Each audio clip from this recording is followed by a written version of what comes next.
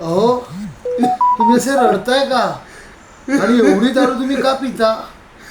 हल्ली 2-3 दिवसापासून बघतोय तुम्ही खूप दारू पिताय आणि रडताही आहात.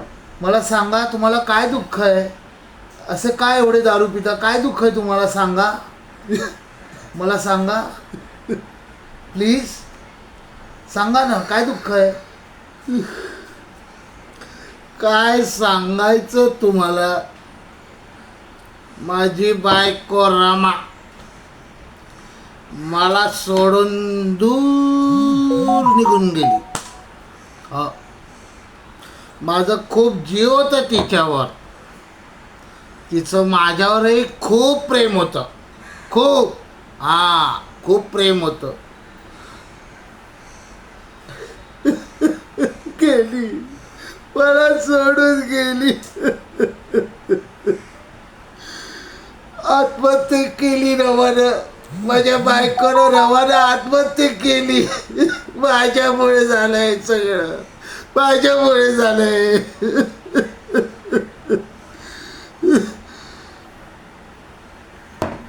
मी संशय घेतला तिच्यावर की रामाचं कोणाशी तरी परक्या व्यक्तीबरोबर लफडा आहे, अफेअर आहे. संशय घ्यायचो मी तिच्यावर नेहमी. आणि अचानक तिने विष घेतलं, कधी कळलंच नाही. विष पिऊन आत्महत्या केली तिनं शेवटाच्यासाठी. गेली, मला सोडून गेली. गेली.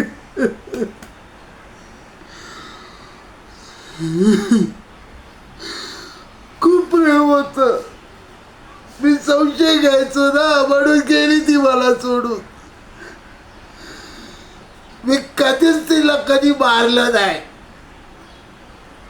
पण संशय घेतला तिच्या चारित्र्यावर मी, म्हणून गेली ती मला सोडून. माहिती,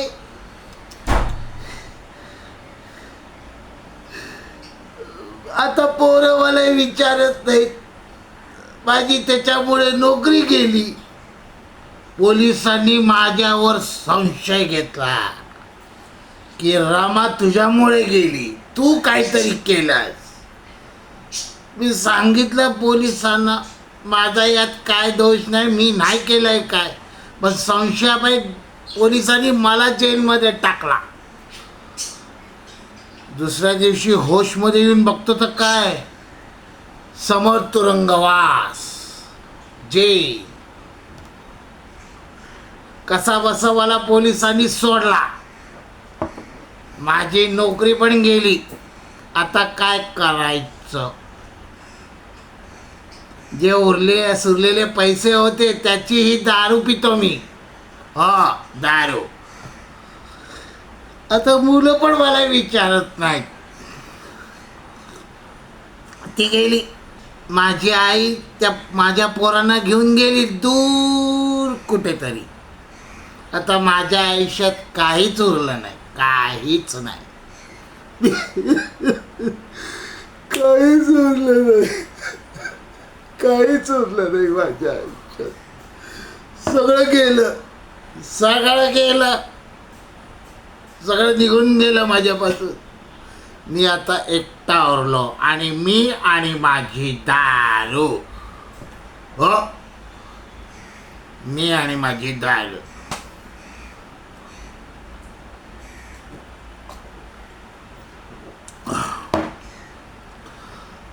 काय करायचं आता? काय माझ्यामुळे रमा गेली. मी दोषी. मी जर संशय घेतला नसता तर असं काही झालंच नसतं कधी. गेली, मला सोडून गेली.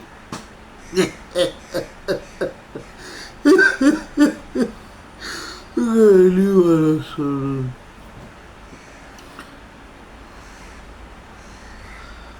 गेली. चला निघतो आम्ही, जायची वेळ झाली. चला. तुम्ही जाल ना नीट? का मी येऊ तुम्हाला सोडायला? अहो थांबा, तुम्ही नीट जाल ना? अहो थांबा, आलो.